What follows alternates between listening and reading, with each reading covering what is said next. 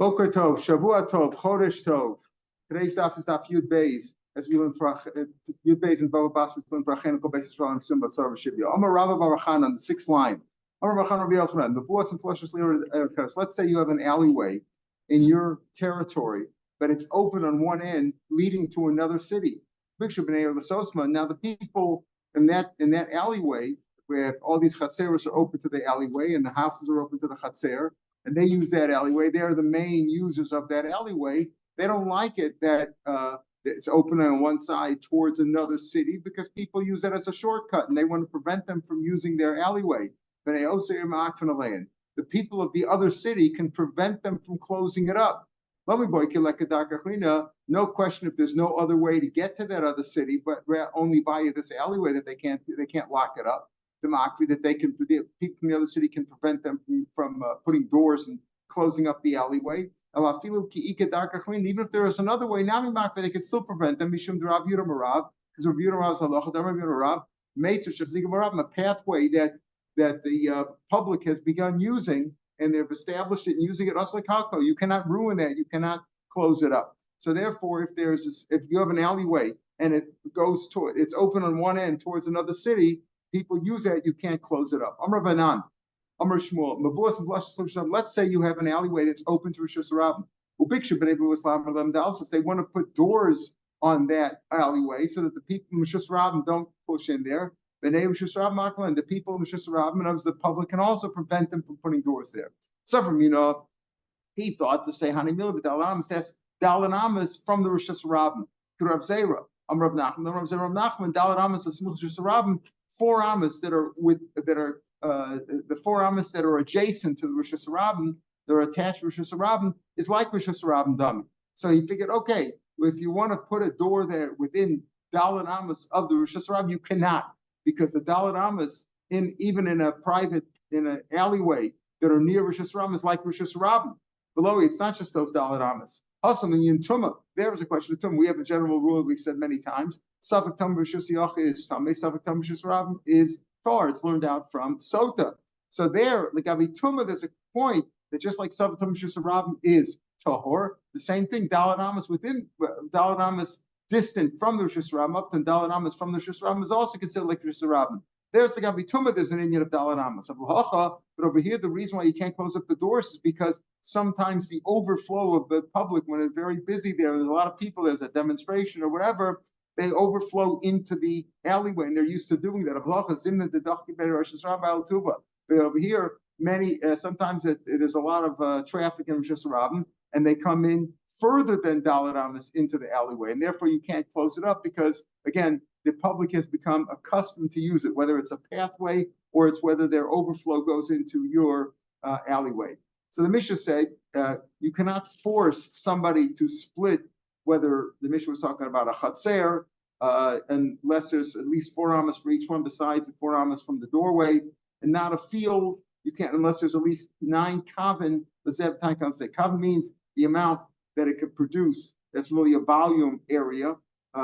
What it could produce based on the concept of the chutzner of the base mikdash is 2 saw, which is 5,000 square amas. So 1 saw is 2,500 square amas, and a kav is 1/6 of that, which is about 416 square amas. So you cannot force people to split up a field. Let's say two people owned a field, 2 brothers got a field together. You can't force them to split it up unless there's at least 9 kav. That would be 9 times 416 square amos.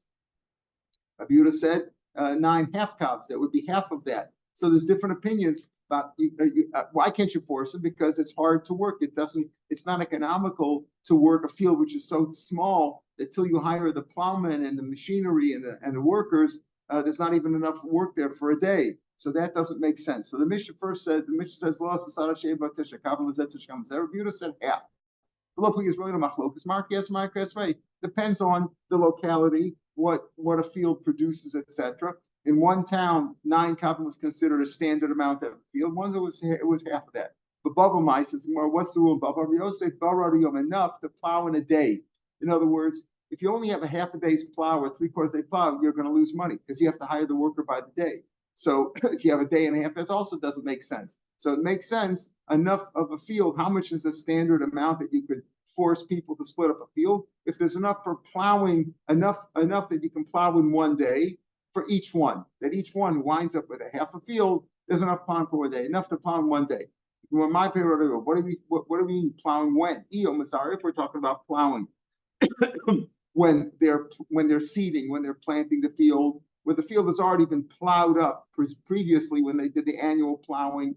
So if it's that, so Trey Yumakarva, then you don't have, in other words, then if it's enough to plow a field at the time of seeding for one day, then at the time later on of plowing after the harvest, you don't have 2 days. It's only a little bit more than 1 day, because 1 day of seeding, 1 day plowing at seed time is less than 1 day plowing at plow time, but it's not going to work out. If it's enough for plowing at seed time 1 day, you're not going to have enough for 2 days at plow time, and that won't be economical. And if you're talking about a day of plowing at plow time, so you won't have enough for a day's work of planting. So you you could say it's really the day of plowing. It's really where they're plowing. The Karvatani.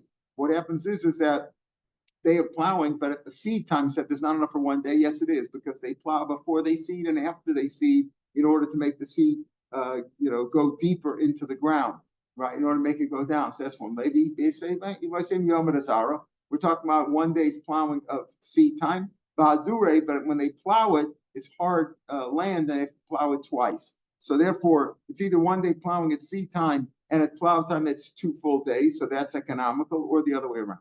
Babla, what happens if they're splitting up an irrigation ditch, like a pit of water? You're splitting that up. So how do you split that up?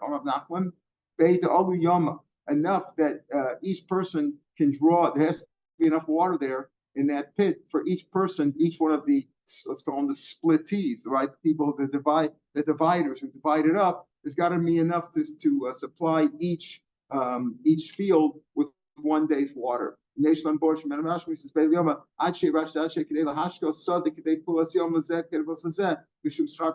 words, it's got to be enough water, and then when they split it, so that each one can get a day's water of irrigation from his worker, from that pit. Pardas, what happens if you have an orchard? He says it's got to be 3 kav. It's got to be enough that you can get 3 kav of produce when you harvest that. I'm selling you a portion of my vineyard. Someone you shouldn't have less than 3 kav. This is stam ploy to ride, meaning without any reasoning. Where'd you get this business about 3 kav for a kerem? Apparently for a soda, he didn't disagree. But for a kerem, he says it shouldn't be less than 3 kav. Where'd you make that up from? In other words, what's your basis for that? So apparently he didn't have any basis. So he said, it's different avias. It's like prophecies. It's without a reason, says Rashi. But Bavel mine, what about in Bavel? How much is considered enough of an orchard in Bavel that if you're splitting up an orchard, that each person should wind up with how much? So Rabbi Bar Kissin says, so 3 rows, 3 rows, each of which has 12 vines. Enough that a person can hoe in 1 day. Unless he could dig it up in 1 day. Why would there be a difference between Bavel? Because in Bavel it's more irrigated, it's more wet, and I don't know. It doesn't say even about the 3 kavan doesn't make sense. He says I don't have a reason for it. What's the reason for that? He says what's the rule in Bavel? In Bavel they said that's considered a field. That was considered the standard. Rav Dimi from Haifa. This is Rav Dimi from Haifa, who's buried in downtown Haifa. People go there for brachas. This is Rav Dimi from Haifa. Downtown, if you go down by the docks there, that's his old basic course there. Once he talked about divrei nevios. People say it's a way of saying, that's employed rice, like lufgeschäft. It's like, it doesn't make any sense. So he just talked about neviim, or prophecy today. From the time basically destroyed nitla and nevuim and neviim. The last of Nevi'im, Chag is Halachi, were at the end of the Beis Hamikdash, and that's when, after that point, there was no more Nevi'ah in Nevuah, prophecy of Nevi'im. The Nitla Chacham was given over to the Chachamim. Says the Gemara, says, what do you mean given over to the Chachamim? Atu Chacham lav naviu. Chacham is greater. A Navi could just be, there were thousands of Naviim. We just don't have them recorded, but they said that a Navi simply means God told him something. Didn't have to be a Chacham. A Chacham is a Chacham, and he's obviously a Navi too, because he's a Chacham. Zatu Chacham, Lav Naviyu, is a Chacham, not Navi. Rashi says, it's taken from the Nevi'im and given to the Chacham. It's mashma before the Chacham didn't have Nevi'us. Why?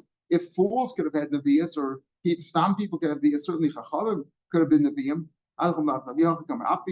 Even it was taken from the Nevi'im and Chacham lo nitla, meaning there was prophecy before for Chachamim, and even for simple people who were not Chachamim, they still had Nevuah. But once the Beis Mikdash was destroyed, it was taken away from the simple ones and left with the Chachamim. Amar Meimra, Chacham is greater than a Navi. Why? Shenemer says the Navi levav Chachma, a Navi who has the heart of a Chacham. It's mashma, mean it lebami. When you say one when you compare one to another, you say the Navi has the heart of a Chacham. That means a Chacham is greater than a Navi.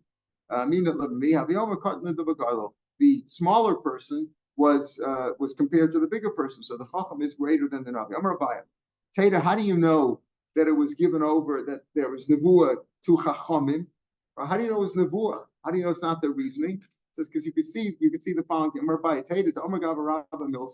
Some great rabbi number one says something, and then we find that another great rabbi said the same thing without there having any been communication between the two. So it must be that they both got the same nevuah. Right? Another great rabbi like him said the same thing, like he was machavan to the same thing. Must be it's nevuah. Amarava, my question, what kind of a kasha? How is that a proof that it's nevuah? Maybe they both born under the same astrological signs, meaning they both came from the same astrology. They're what we call, they're b'nei mazel. They're b'nei mazel. They're from the same mazel, right? And therefore, they both had the same instinct to be machadishis, but not because they were both given the same nevuah. I'll tell you the proof this way. How do you know that there's nevuah by the Chachamim today?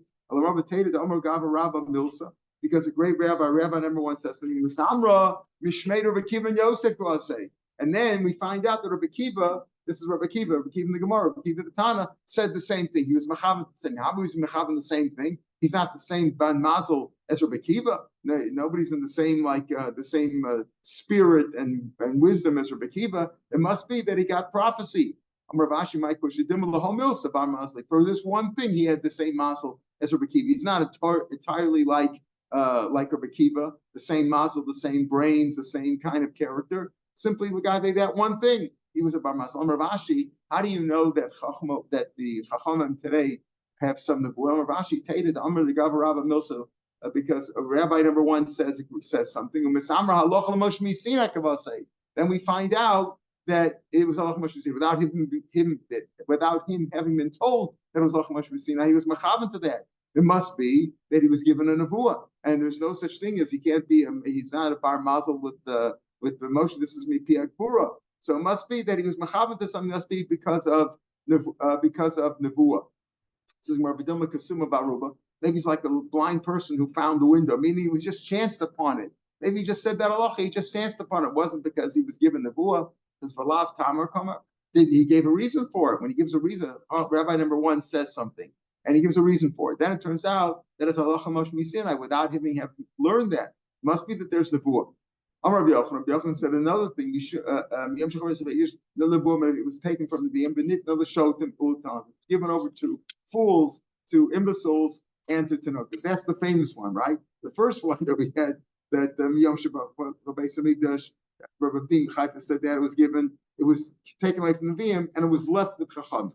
And we sort of see that Chacham has some nevuah. Okay. The other says nevuah was taken away from the Nevi'im and given over to fools, to imbeciles, and to children. What's the case with Shotimai? Listen to this case. There was a story with Mar bar Rav Ashi. Now Mar is the son of Rav Ashi. Rav Ashi was a great rabbi, and his son Mar was also a great rabbi. So what happened over here? He was in the marketplace of Mechuza, in that town. He heard an imbecile screaming out, to come a Reish Mesifta, the Molech, the Rosh Yeshiva, that's going to be appointed now, B'Masa Machasya, in a different city, not in Mechuza, in Masa Machasya, Tavyume Chasam, he signs his name Tavyumi. That's how he signs his name. It's a common name. Amar Man Chasam Tavyume Rabbanan. Who among the rabbis signs his name Tavyumi? Ana, it's me. Hey, he's talking about me. This imbecile screams out that whoever signs his name Tavyumi, he's going to want to be Rosh Hashiva there. Shmami no, the see, my hour has come. My ship has sailed. My ship has come in. Whatever has arrived. Yeah, my ship has arrived. You see that this is look at this. So he went. He came to Masmachasya. Ada Asa, before he came in, as he came in, already Imnu Rabbanan Leusfe Ravacha Midifti Beresha. They appointed somebody else. They appointed Ravacha from Difti to be the Rosh Hashiva. All right, and he showed up in town. Keeping the Shemada. Also, when they heard that Mar came in, that he came to town, they sent a pair of rabbis to him, to take advice from him how they should, make the new Rosh Hashiva. How should they put him in power? Rashi says,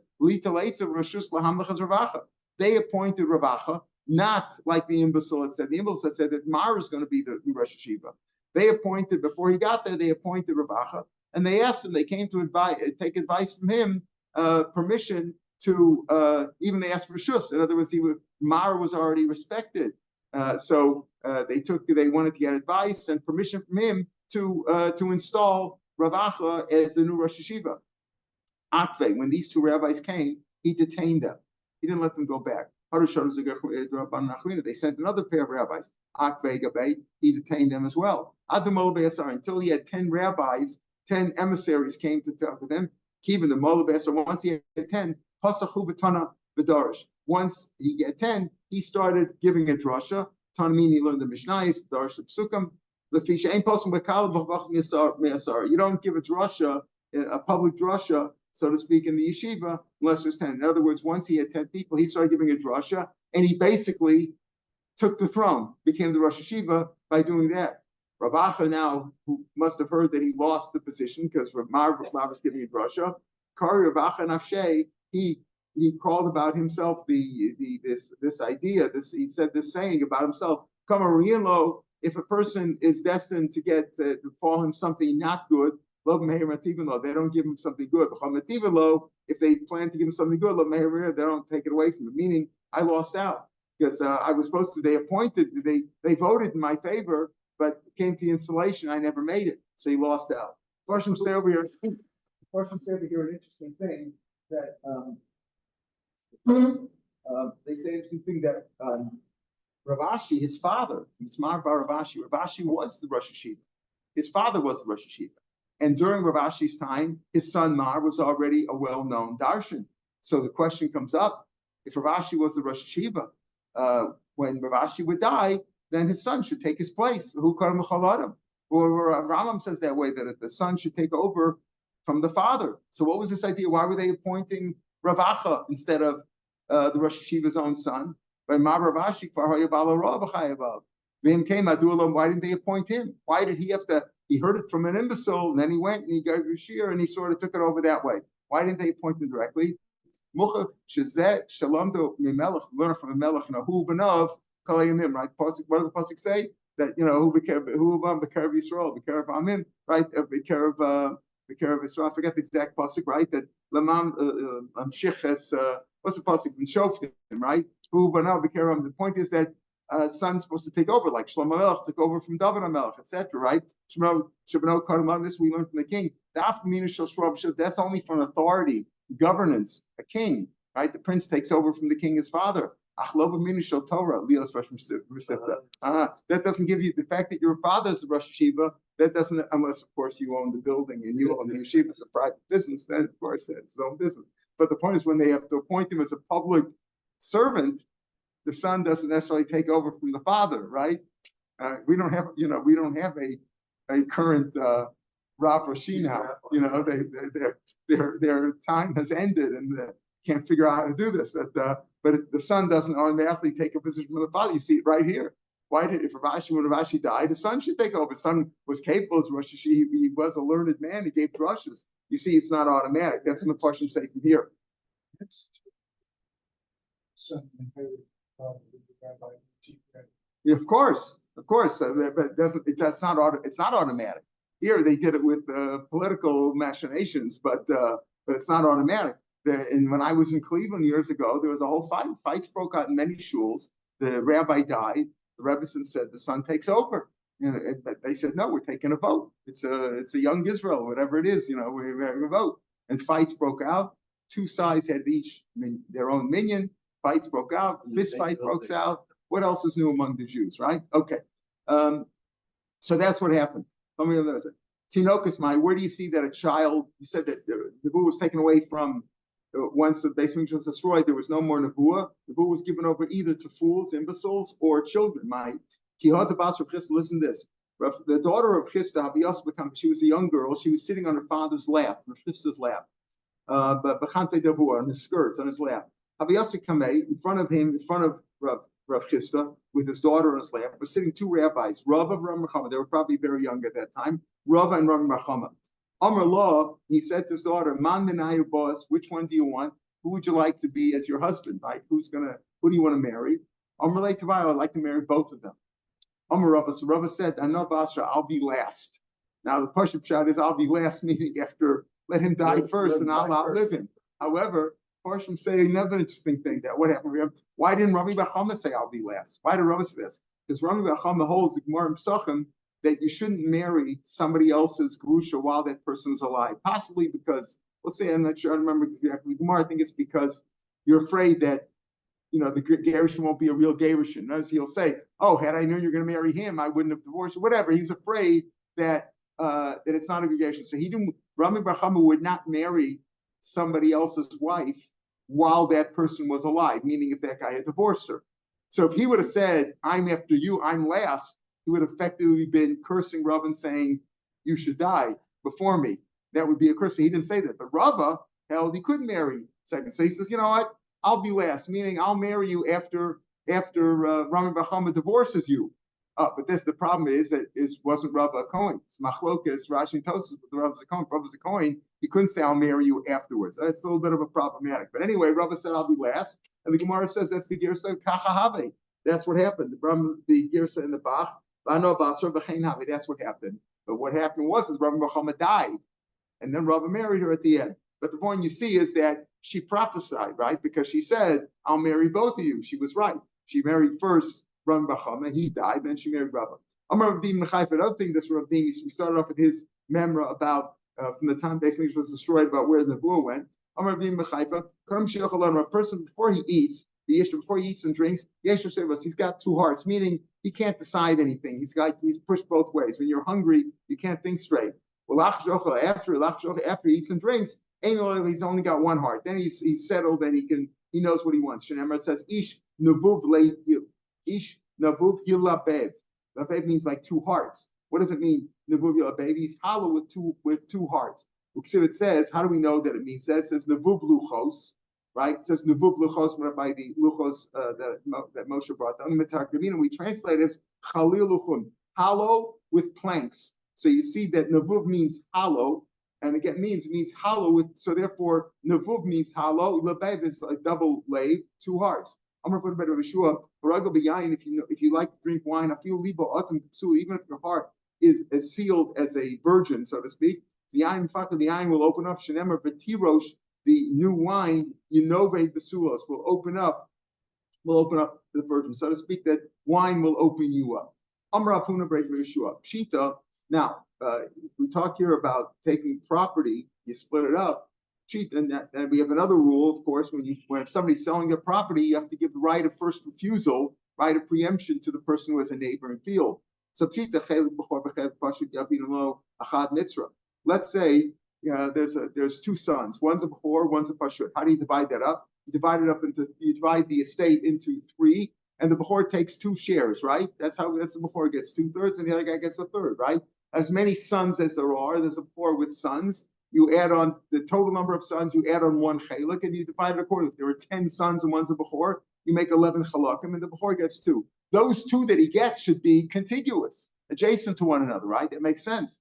You give them on one border, meaning contiguous. What about a yavamai? A yavam means a brother, the surviving brother, who marries the deceased brother's wife, he gets his own share. He's a brother, and he gets his brother's share. Not necessarily a bechor. It's called a bechor, but he's not a bechor. What about when he gets his share and his brother's share? The father dies subsequently, right, and left over his field, and now you have other brothers, and you have the Yavam who gets to share his own and his deceased brother that he took over his wife from there. What about that? Does he also get it on? Can he demand to have it on adjacent to one another? Yavamai, Amar Abaya. Amar says he. It's the same thing. He gets a double share. They should be adjacent. They should be contiguous. My time of Bechor Karachmana. He's called the Bechor. It says Bahaya Bechor Asher Yaakov Hashem. He's called the Bechor. Rava Amar. The Bechor, of course, the Bechor, the firstborn son afterwards, but he means he's a Bechor. Rava Amar Krav says Bahaya Bechor. Right? He's like a Bechor, but Bechor. He's like a Bechor, and then he takes a double share, but he doesn't. The chalukah that he actually gets is not like that of Bechor, so therefore he cannot demand a contiguous share. As brothers could argue. Now we have a case. A man bought a piece of land adjacent to his father's land. Rashi learns that it's the father. Usually, Nashi means father-in-law. Tosfos says that there's two shatim over here. We'll go with Rashi that he bought a field adjacent to his father's. Right, a man bought a field adjacent to his father. Subsequently, his father died. Right, and then he said to the other brothers, "Listen, the share that I'm going to get should be adjacent to my own field. I have a field there already." Right? I should get my share. I'm not talking about a sale. A sale, the bar mitzvah, I sell a field, and you happen to have a field adjacent to that, you have right of preemption. You should have the right of preemption. If I don't, I'm over on Sisa Yashavato. Right? But over here, we're talking about a person, maybe I bought that field with that intention. I know my father's got a good field, so I bought a field next to him, and I want my field that I'm going to get as Yerusha adjacent to the field that I own already. So this guy bought a field adjacent to his father's field. When they split up, I'm like, give me my share on, next to the field that I have already. Why not? Force them to give it, because what do they have to lose? The other brothers are dividing up the field. What's the difference which part of the field they get? If one brother already has a field, Jason, give it to him. What do you have to lose? Masmur Yosef, who says, the brothers can say, see, if you have Achi, not Achbasa, it means that he was brought on his father's land, not his father-in-law. If you learn this, his father-in-laws, then the father-in-law had only daughters, whatever, and that's Achbasa. It doesn't make any difference. But the point is, Masmur Yosef, the brothers can say, we consider that field next to your field. It's like a very rich field, like the Nechasim, like the estate of Bar Marion, who had a very good field. In other words, your field is adjacent to the very best section of field that our father had. Why should you get that just because you're adjacent to that? That's the very best field. It's not all things being equal. All things being equal, right? You can get the one adjacent to you. It's not all things being equal. Was like that. They could say that no, that part of the field is better. You don't have a lach of doing a bar mitzvah. Trey Arasa, Trey Nagri. What happens if, in other words, they could say they want that field? It's not like a regular case where I'm selling my field and you have a field adjacent to it. It doesn't make any difference if I sell it to you or sell it to somebody else. I should give you right of first refusal. Over here, they're sharing. The brothers are splitting up. They want that piece. Another story. Let's say there's two pieces. There's two fields. Each field has a channel of water next to it, right? So you always want the channel of water next to it for irrigation. So let's say there, Amarava goes there. He says, listen. Now you're just saying that I want the field, both fields. You're splitting up two fields, but both fields have a channel. So give me the one that's adjacent to my territory, because even if your field also has a channel. What's the difference? Both fields. There's two fields. You're going to get one. I'm going to get one, right? But give me the one next to my field because the bar mitzvah, because mine's already there. You have nothing to lose out.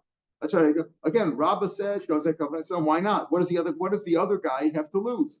Maskell Rav Yosef, Zim the high middle. Maybe this channel will continue running water by low middle. Maybe the other one will dry up. In other words, the wants to say, why should I do it that way? Maybe I would rather have half of my field with this channel and half of my field with this channel. Each of us should take half of each field, and next to each field has a channel next to it. I don't want to take this whole field with this channel and you get channel B, let's say, with field B, because maybe mine will dry up.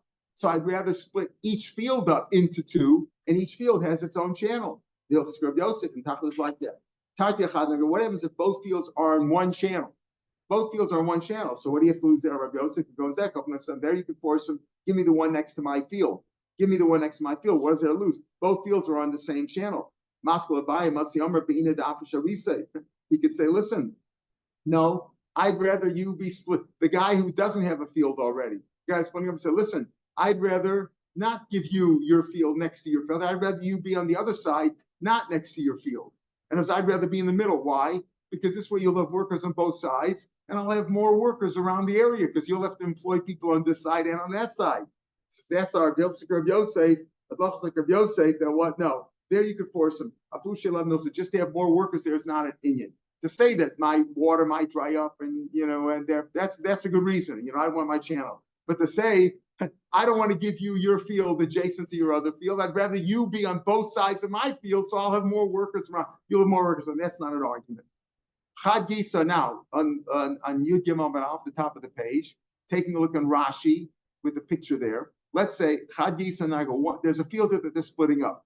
One side of the field has a river. The river's a little bit distant from there, but a river's got a lot of water. That's not going to drive so quickly. But one side of the field is Nagra, is a channel of water. You see Nagra and Safon? The channel of water runs right adjacent to the field. On the other side, let's say on the Mizrach side in Rashi's diagram, the river is on the Mizrach and is on the east, but it's a little bit further away. And the channel of water is on the north, right? Perpendicular to one another, perpendicular to one another. So Chad Gisa, Nagra, Chad Gisa, how do you split that up? It's not fair to have one person near the river because there's a lot of water there. And it's not fair to have the other person have the whole channel of water because the water's right there. So the only way to split it, you split it diagonally. Rashi's girsa says, you see, there's another picture in Tosas, which is Rabbeinu Hananel's girsa, because he said that when he said the rivers in one, he holds that the river's running from north to east in that like that curve, and the channel is running west to south or south to west, and you split it up that way. In other words, each one gets an equal amount of river, an equal amount of channel. Rashi has it with the river on one side and the channel perpendicular to it. And the only way to split it up is like the Reish and the Shin is like in Reuben and Shimon. The only way to split it up is to give these various quadrants in this form, and this way they both wind up with the exact same amount of river and the same amount of channel and the same distance from the river and the same distance from the channel on the other sides. That's the only way to split it up. Pick them here tomorrow. Mr. Shem Chodesh Tov L'Kulam. Have a good day.